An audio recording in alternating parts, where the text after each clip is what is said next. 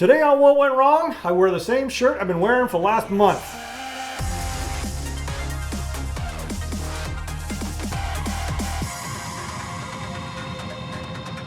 Hi, I'm Brett Mauser, and I've made a lot of films, and they're very, very, very close to me. I love them to death, but I wouldn't say that if we were ever to remake the whole Innocent Saga, or just different movies of the saga or trilogies of the saga, wouldn't necessarily say that there was anybody that couldn't be recast, that we couldn't make another.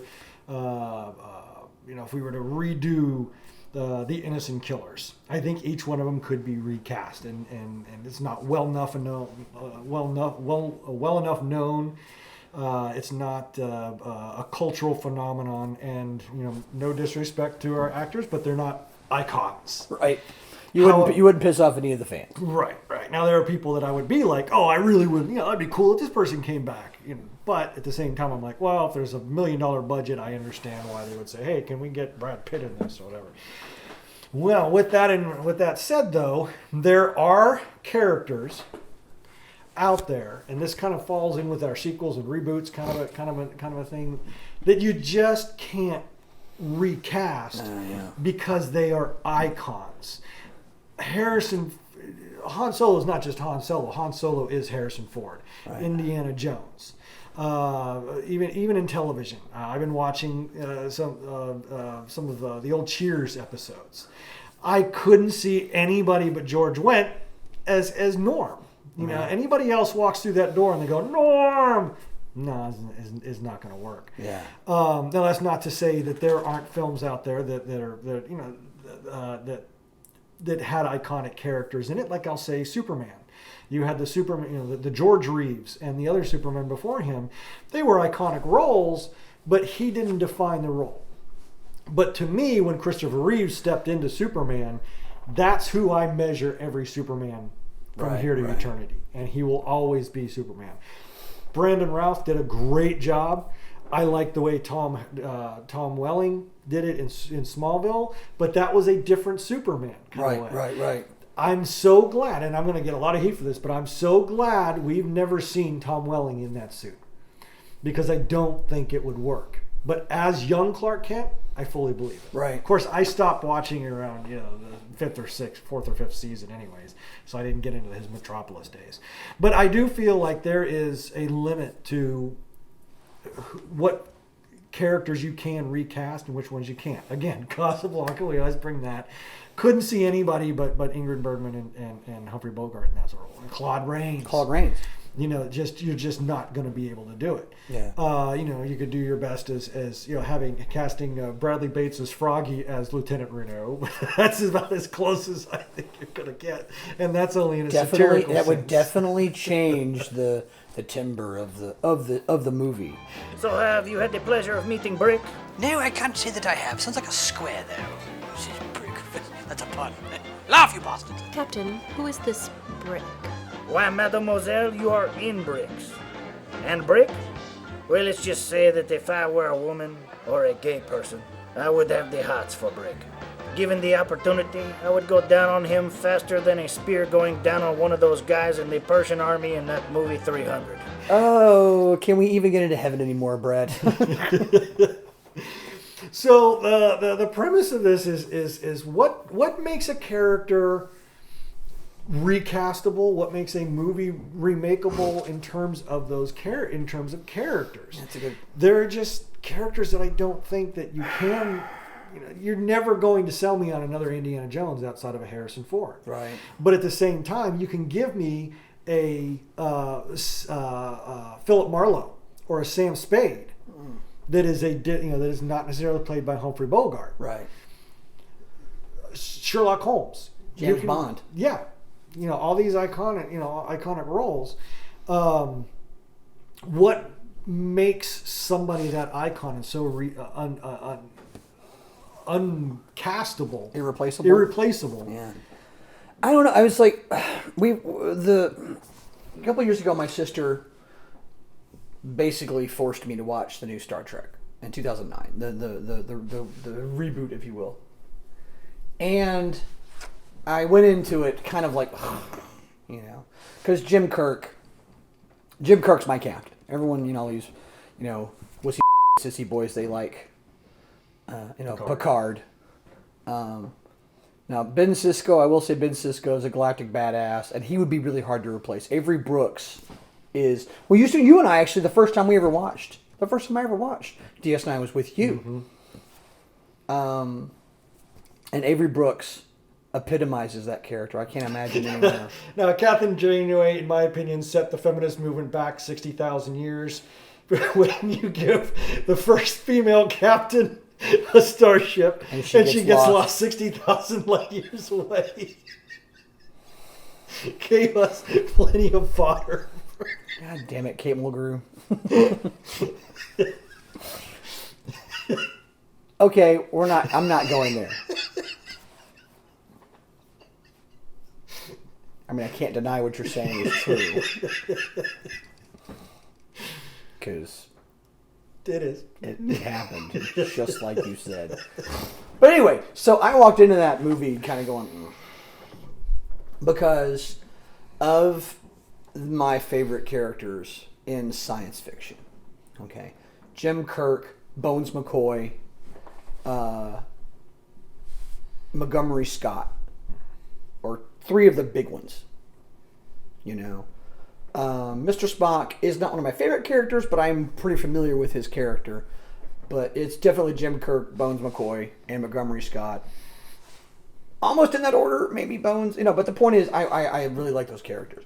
And I'm very familiar with those characters. And, we've met. Mm-hmm. Two of them. Of course, DeForest Kelley passed away before we could meet him. But I've met two of those guys.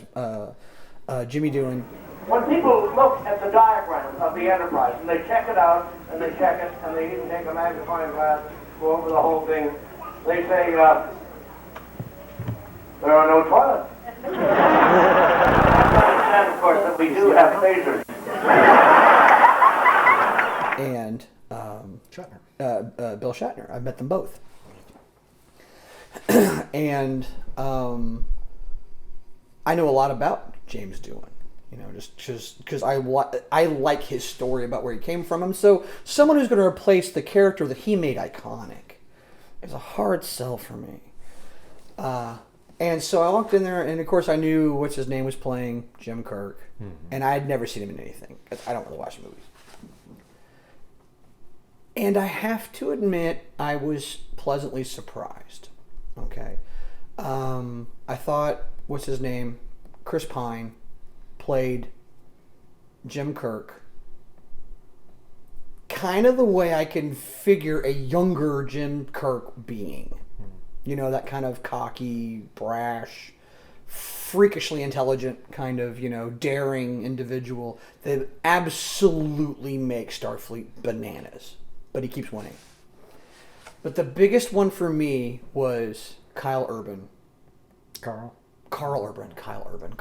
playing Bones McCoy. And when you're introduced to him in the very beginning of that movie, when he's basically Keith Urban's the singer. Okay, yeah. Yeah, it's Carl Urban. I made that mistake too. Don't feel bad. Anyway, so he walks on board this ship and he's like, this, and has those great lines, space is death, or is disease and death cloaked in darkness and silence, And I was like, can totally... Okay, because I remember the first time I saw Bones McCoy, and I said the first time I saw him, the first time I saw him was on Star Trek, the original series reruns. But then in the movie, he walks on board, he's angry as could be. He's like, they drafted me! And he stayed angry for the next, 7 movies. It's just, what is it with you? And he was, are you out of your Vulcan mind? And I loved how he and Spock would bump heads on things, but they were still at the end of the series, or at the end of the episode, be standing there together, friendly. And of course, all the stories I heard about DeForest Kelley, he was a Southern gentleman, how he's very kind and nice, and he was always very supportive. But he played this irascible, angry doctor from Mississippi, And I was just like, and so I went in there. Because I knew, you could do Kirk. It's basically imitate Bill Shatner. You can do Kirk. What about Bones McCoy? He has a very distinct, very specific, very certain way of doing things. And although it's not perfect, he did a lot of the stuff that I would have seen a younger DeForest Kelley doing and saying, and getting angry. Like the one point when he called him a green-blooded hobgoblin or something like that. See, and that's, I guess that's, So I'm not saying the recasting was perfect. Mm-hmm. What I'm saying in that particular case, I could get around the recasting. And I think that's where it falls short is it's not going to be perfect. Oh no. And I think that's when you're trying to compare, Shatner, casting Shatner as Kirk is perfect. Casting DeForest Kelley as Bones is perfect. Maybe there were other actors out there that would have been even better, but they didn't. That is the perfection. Yeah. That is perfection. So I can respect them doing their best to try and, the actors, what Carl did, what Carl Urban did, what Simon Pegg did, really tried. They weren't just pissing it away. Right. Now, Zoe Saldana, I don't think she really studied who Uhura was. I can respect them, what they did. I did not like Chris Pine's. I liked his performance, but I didn't like him as a young Kirk because they weren't, when we saw them in the series, they weren't that much older than they were in the movie. That's true. And I understand that it was a divergent timeline and Kirk's father and who knows what other, devastating things happened and caused people to be the way they were. And that is true. Was an explanation as to why they were a little different, whatnot. Mm-hmm. But to me, fan film. It just comes down to fan film. I'm not going to disagree. There's that YouTube show, where the guys continued. It was the fan series. They continued Star Trek, the original series. Mm-hmm. Magnificent performances, but it's still a fan show. It's not Kirk. It's not Sulu. It's not, and it's just. To me, it's just you just can't perfect it. It's not going to be perfect because those guys were perfect. So why even? The way I look at it, there comes a time where it's like it's not going to be. And we've said this. Just because it's not going to be perfect doesn't mean you shouldn't try. Right. Sometimes there are points where, hey, this is perfect. Why do we need to try? I am not disagreeing with anything you're saying there, and I can totally get behind that. And looking at Star Trek 2009 as a fan film, if I had to choose between the original series and the thing. Now, to be fair, I like the new Enterprise. The Enterprise they showed you in 2009. Of course, with the updated special effects and stuff like that. Of course, it's going to be better. Of course, I also have a little technical thing in my brain, so I'm looking at ship design going, I don't know, why do they do that? I don't understand that. Don't do that. But, so I like Chris Pine as Jim Kirk, but there was never a point in my brain when I went, that's not Chris Pine, it being Jim Kirk. Same thing with most other characters. Now, like I said, Carl Urban, there were times I'm like, holy balls, he is channeling DeForest Kelley. And I say I felt the same way about Brandon Roth in Superman Returns. Mm-hmm. But as hard as you try, you're not going to be Christopher Reeves. Well, no. And that's the difficulty. And so the question is, should you even try to be Christopher Reeve? Yeah, it's always going to be a pale shadow of what it's meant to be or what it was supposed to be. Yeah. And I don't go in for this argument of updating it for the younger generation, we're exposing these people to this. No. Expose them to the original series. Yeah. Expose them to that stuff. Expose them to Casablanca. Don't remake it. People aren't going to watch it if it's black and white. Well, they don't deserve Casablanca then. We've got to colorize it. No, because it's not Casablanca. Casablanca has to be black and white. You want a colorized movie from the day? Watch Gone with the Wind. Yeah. Watch Wizard of Oz. Yeah. Don't change historical facts to suit the modern agenda. Okay? Casablanca is what Casablanca is. Leave it alone. Okay, Star Trek original series is Star Trek original series. Star Wars is Star Wars, and George Lucas, leave it the alone for sake. I don't even know.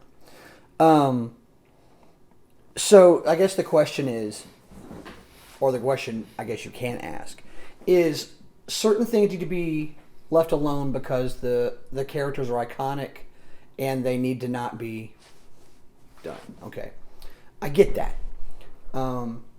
Let's look at, perhaps, if you look at James Bond, Goldfinger, my favorite James Bond movie. But we still make James Bond movies. So I don't mind a new character being James Bond, because that's kind of how it has always been. I think in James Bond's case, it's almost a part of the allure is debating who the best Bond is. I think, well, because James Bond was books before it was movies. Yeah. You know. I mean, you look at the comic books the same way. Right. And I think that can maybe be a characteristic of whether something should be recast or not, because you have, a lot of the things that I've listed: Sherlock Holmes, Star Wars, Sherlock Holmes, Superman, things like that, that can be recast, that aren't necessarily going to be perfect, or they will be perfect, but a lot of them come from books. Jack Ryan. But then when you have the Raiders of the Lost Arks, the Fireflies, and Indiana Jones, those types of things.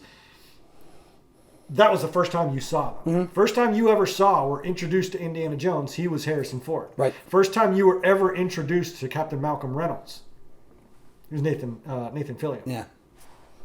I think that may have Star Trek. James T. Kirk wasn't a book out before. There wasn't a comic book. So it was.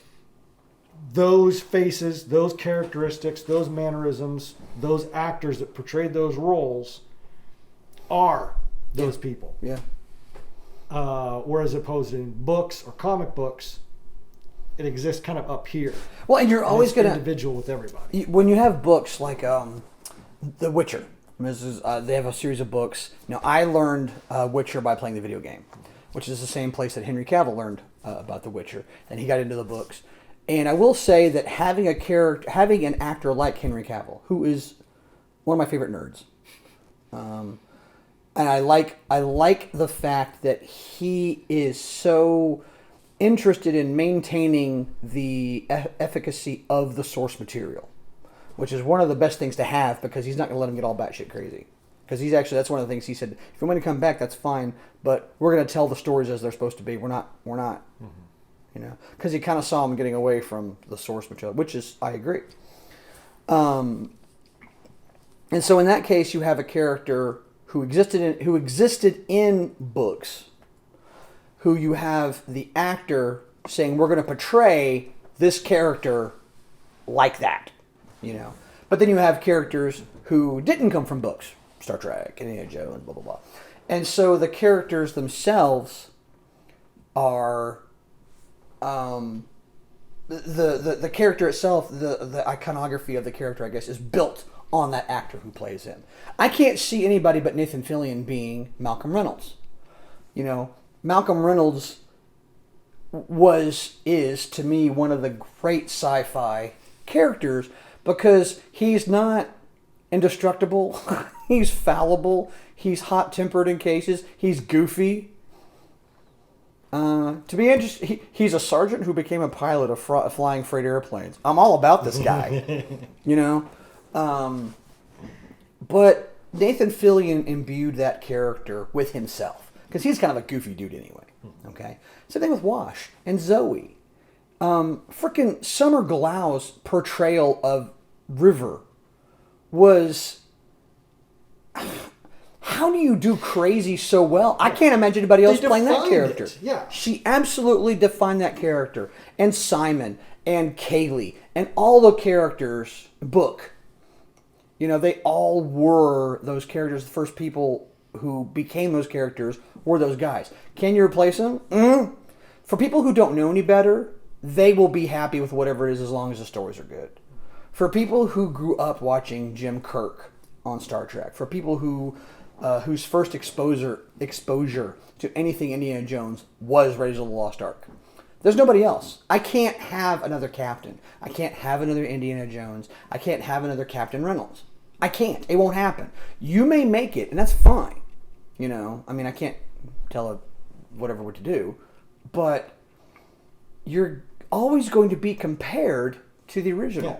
Well, I can't remember which director said it, but it might have been Hitchcock or one of the greats. I think probably said it. Of course, it might have been some schmuck. I don't know.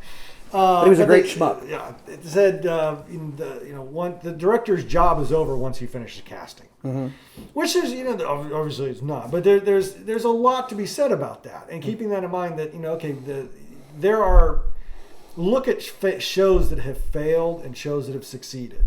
And 99% of that rides on that casting, and that's something that I've come to learn recently about actors and the success of projects. Again, look at Cheers, and as much as I love Rebecca Howe, had you put her in the first season and had her be Diane, I don't think it would have worked. No. They so perfectly cast this, a Cheers, or so perfectly cast the Star Treks or the Star Wars.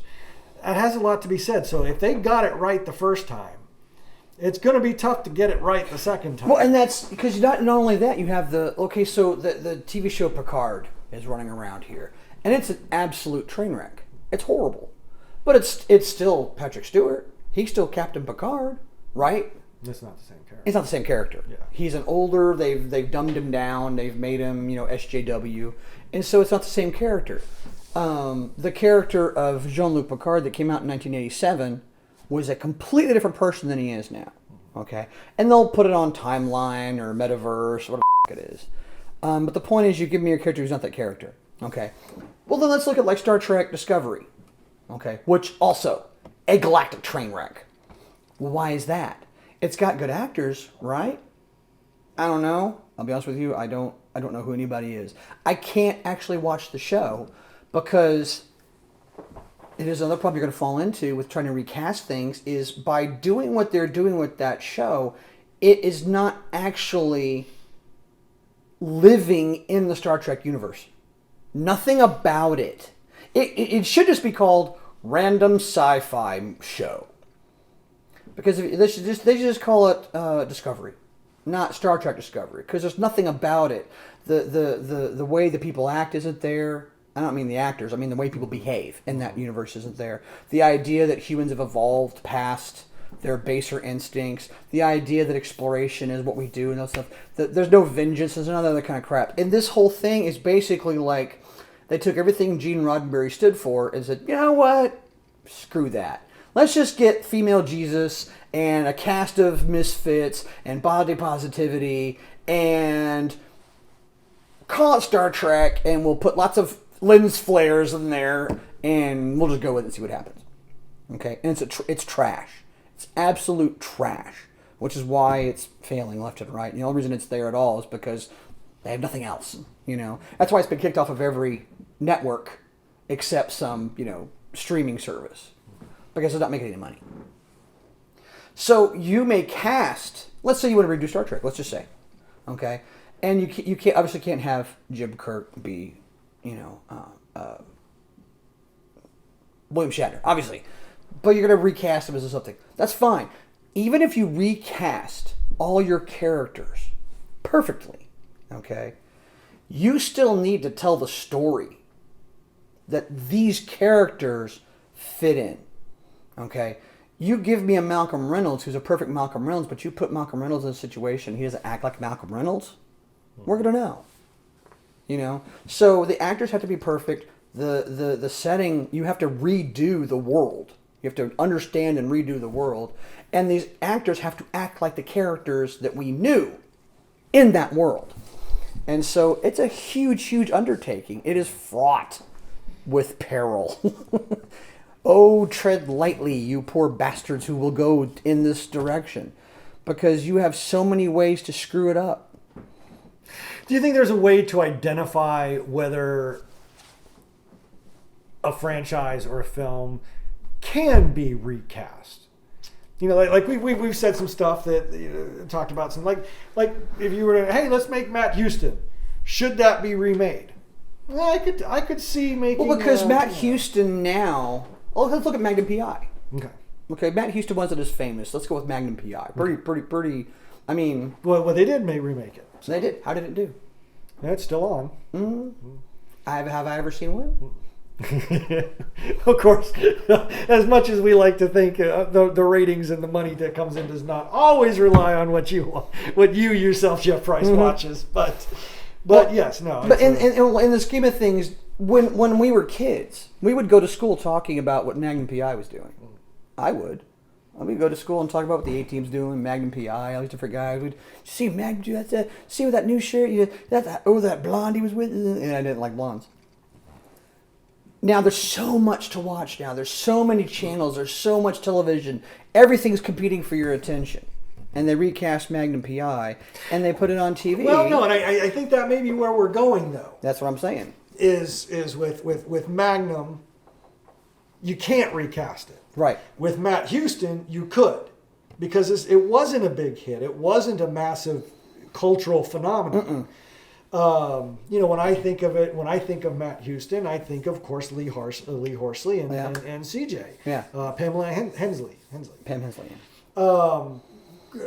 Great memory of those, but I think that could be something that could be updated a lot. Like maybe even the when they tried with like the Dukes of Hazzard in the movie and the Chips. I don't think those were things that you had to keep the same cast, because I think those were more concept pieces. Here's a good one. What about Battlestar Galactica? Battlestar Galactica in 1978 was a phenomenon for its time. Now, really, one of the reasons it failed is just too expensive. Mm-hmm. ABC couldn't keep it up, or CBS, or ABC, whoever the hell it was. Yeah, but I don't think it was long enough. It didn't go long enough. In the cultural zeitgeist of America, it wasn't there enough. Yeah. But in the sci-fi world, it was absolutely there, because anyone who watched it a lot, because it would come on in reruns. Remember Friday nights would come on for 2 hours at 8, 9 o'clock from 8 to 10. We'd be in Battlestar Galactica. And then in the summertime at 11 o'clock at noon, it would come on for 2 hours. And that was freaking all the way through the 80s into the 90s. And then Sci-Fi Channel comes along and they put on Battlestar Galactica, and they would play all of Battlestar Galactica, and then they play all the Buck Rogers, and then all of Battlestar Galactica, and they just keep playing it through the year, all the Glenn Larson stuff. Mm-hmm. Okay. And so anyone who knew Battlestar Galactica, okay, it didn't have quite the impact that, say, Star Trek did. But for those upon whom it had an impact, it was a huge impact. Mm-hmm. Vipers and the Galactica and the Pegasus and all the different stories and all the different characters, Commander Adama and Colonel Ty and Boxey and Apollo and Starbuck. Okay. And then in 2002, 2003, we're going to remake Battlestar Galactica. And I remember being like, ugh, And then Edward James Olmos is going to play Adama. I was like, okay, that's interesting. Okay. And then I didn't know anybody else. I knew him. I didn't know anybody else in that cast. And then Starbuck's a woman. Like, God damn it. Because there's that social justice warrior crap, and it's a woman. Ugh. Okay. They made this character somebody I liked, and then they made the show something that we all liked, and so that Battlestar Galactica became a companion piece to the other one. Even though they didn't replace anybody, everybody was new, but it was still amazing, even though it wasn't the same. So I think maybe it's tough to maybe decide what it was, but I think maybe Battlestar wasn't as big of a cultural phenomenon. But I think like if Star Trek had not had the Next Generation and had not had the movies, I think just going based on just the series alone, even though with all the conventions and everything, it still would have been without the movies and without the other things. I think it would have been a lot easier to recast them. Mm-hmm. But I think it was because of the movies, because of Next Generation, that these characters became an icon. I think you've got to measure what an icon is, and once you realize what that icon definition is, once you reach icon status, you have to be real careful of whether you're going to recast that or not, because otherwise, you're not going to make two icons out of the same character.